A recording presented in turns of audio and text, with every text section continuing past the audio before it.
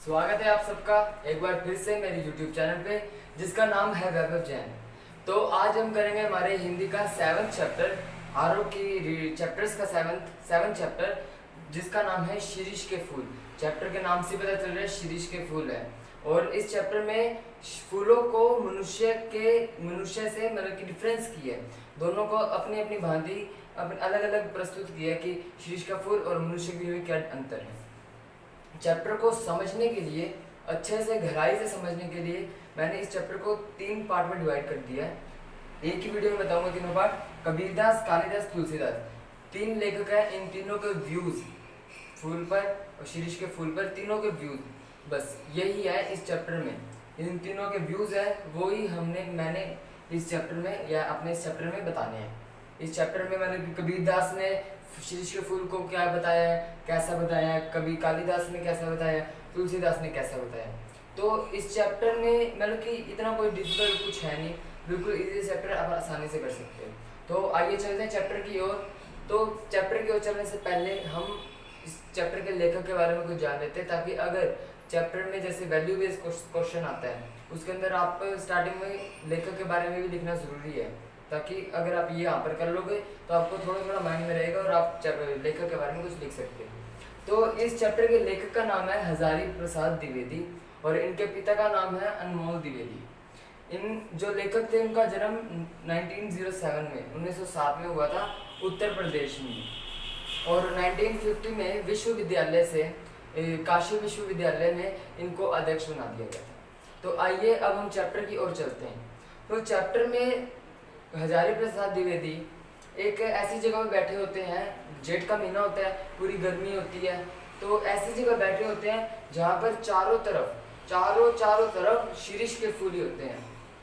शिरीष के फूल मतलब इधर भी शिरीष, चारों तरफ पूरी जगह शिरीष के फूल होते हैं। कहीं कहीं पर अमलतास और पलाश के भी फूल होते हैं, लेकिन जो शिरीष के फूल है उनके सामने वो धुंधले पड़ जाते हैं। मतलब कि जो लेखक है ना उनको शिरीष के फूल बहुत पसंद है, और जहाँ पर वो बैठे हैं वहाँ पर आसपास शिरीष के फूल ही है।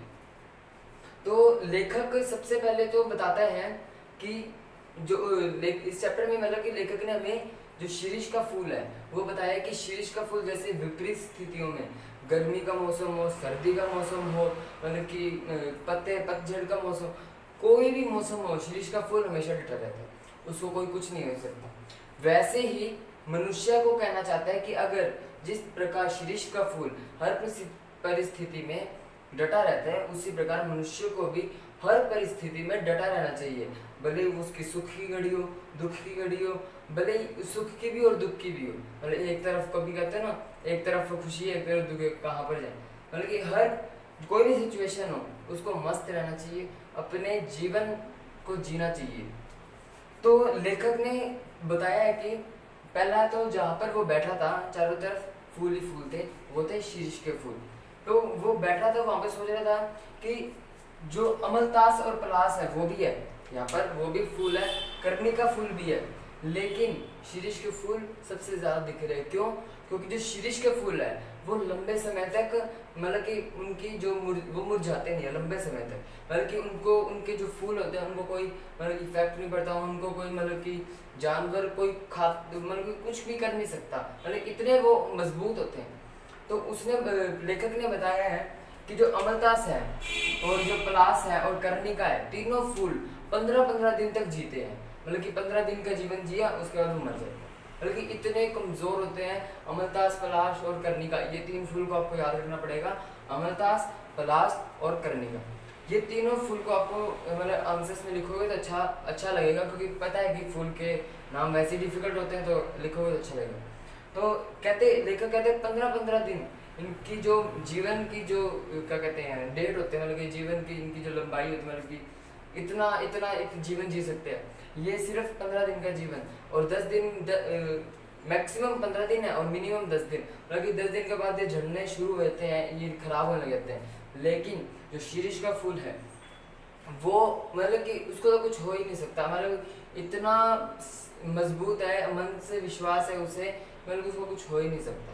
मतलब अपने वो शिरीष के फूल है, वो अगर नए वो फ्रूट्स आए थे, मतलब कि नए फल भी आते हैं, तब भी जो उसके पुराने जो फूल होते हैं वो जगह नहीं छोड़ते। तो अब लेखक ने जो कबीरदास है, कबीरदास उनके व्यूज बताए हैं पहले कि कबीरदास को कहते कि कबीरदास जी है, उनको वो फूल बिल्कुल भी पसंद नहीं है, उनको वो बिल्कुल पसंद नहीं है जो 15 दिन तक का जीवन जीते हैं और उसके बाद मर जाते हैं। मतलब कि यहाँ पर लेकर कहना चाहता है कि जो कबीरदास जी है उनको शिरीष के फूल पसंद है, शिरीष के फूल पसंद है, क्योंकि उनको वो फूल बिल्कुल पसंद नहीं है जो 15-15 दिन तक जीते हैं और उसके बाद मर जाते हैं। और उसके बाद लेखक ये भी कहते हैं कि उन्हें वो भी पक्षी या पंछी पसंद नहीं है जो कि कुछ समय के लिए अपनी सुंदरता को दिखाते हैं, जैसे मोर।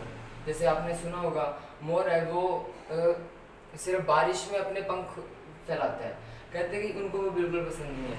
कहते अगर जो मोर है अगर वो हर समय अगर अपनी सुंदरता दिखाएगा तो फिर भी उनको पसंद होंगे, लेकिन वो कुछ समय दिखाता है अपनी सुंदरता, उसके बाद वैसा ही पहले जैसा होता है। कहते हैं वो उनको मोर बिल्कुल पसंद नहीं है, मोर से बेहतर तो बाकी और पक्षी सही है। तो अब लेखक है वो जो कबीरदास जी है वो कहते हैं कि लेखक जो कबीरदास जी ने एक जैसे कोई रचना करी थी, तो लेखक कहते हैं उनको इस बात पर गुस्सा आता है कि जो रचना करते हैं लेखक जो रचना करते हैं उसके अंदर जो नायिका होती है, मतलब कि अभिनेत्री होती है, मतलब नायिका होती है, वो बगुल के पेड़ पर ही बैठी होती है, उस पर झूला झूल रही होती है। तो लेखक कहता है कि ये बगुल के पेड़ पर ही क्यों झूलती है, शिरीष के फूल पर क्यों नहीं। तो मोटा और पतले का भी फर्क नहीं हो सकता, क्योंकि जो लेखक अपनी रचना कर रहा है उसकी जो नायिका होगी वो पतली होगी या ना कि मोटी तो नहीं होगी ना, केवल पतली होगी, तो इतना वजन भी नहीं होगा कि शिरीष का फूल सहन ना कर पाए। तो मतलब कि यहाँ पर वो बताना चाहता है कि जो शिरीष का फूल है वो बेहतर है, मतलब कि जो बाकी लेखक है वो अपनी रचना करते हैं उसके अंदर शिरीष का फूल होना चाहिए, ना कि मतलब कि और कोई फूल, क्योंकि लेखक को अच्छा लगता है शिरीष का फूल, इसीलिए वो उसकी तरफदारी ज़्यादा कर रहे हैं। लेकिन फिर भी जिस प्रकार उन्होंने शिरीष की जो तरफदारी करी है उससे लगता भी है कि शिरीष का फूल अच्छा है, बहुत बेहतर है। तो कहते हैं कि बबुल का पेड़ नहीं होना चाहिए, शिरीष का फूल ही होना चाहिए। अब लेखक मतलब इसके अंदर पार्ट्स हैं, मतलब कि एक एक सीन बताया, उसके बाद उन दोनों को एक दूसरे से भांति किया। इसे अब लेखक कबीरदास जी पर आते हैं। कहते हैं कबीरदास जी है उन्होंने शिरीष के फूल को बेकार बताया, उन्होंने शिरीष के फूल को कमज़ोर बताया, कोमल बताया। तो ये लेखक कहते हैं कि मैं उनसे पक्षपात नहीं करना चाहता, मैं उनसे बहस नहीं करना चाहता। वो कहते हैं कि शिरीष का जो फूल है कोमल ठहराया है, ये गलत है। वो कहते हैं कि जैसे पिछले जो नायिका वाला था मैंने आपको बताया था, कहते हैं कि जो नायिका है वो पतली होगी, ये तो नहीं मोटी होगी, मतलब कि कोई रचना कर रहे हैं तो उसके अंदर मोटी सी नायिका होगी, पतली सी होगी, सुंदर सी। तो कहते हैं कि अगर वो नायिका पतली है तो ये तो नहीं है कि वो पतली सी नायिका के वजन से शिरीष के फूल पे जो पेड़ लगा वो टूट जाएगा। कहते हैं ऐसा तो हो नहीं सकता। तो कहते हैं कि उन्होंने जो कवि कालिदास जी है उन्होंने उसको कोमल बताकर बिल्कुल गलत ठहराया है, कि कहते हैं कि चलो मान लिया आपको बबुल के पेड़ पर अपनी रचना करनी है, लेकिन किसी और फूल को बेकार ना बताएं। वो मतलब कि कह रहे हैं कि ऐसा किया होगा, उन्होंने किया है नहीं किया वो क्लैरिफाई नहीं है, लेकिन वो कहते हैं ऐसा किया होगा, कि कहते हैं कालिदास जी ने जो शिरीष के फूल है उसको कोमल ठहराया होगा है नहीं होगा। तो भंवरे का दबाव, तो जैसे मैंने लिखा ना भंवरे, आप ऐसे पॉइंट्स में याद रखना, भंवरे का दबाव, पक्षी का नहीं, तो पक्षी का।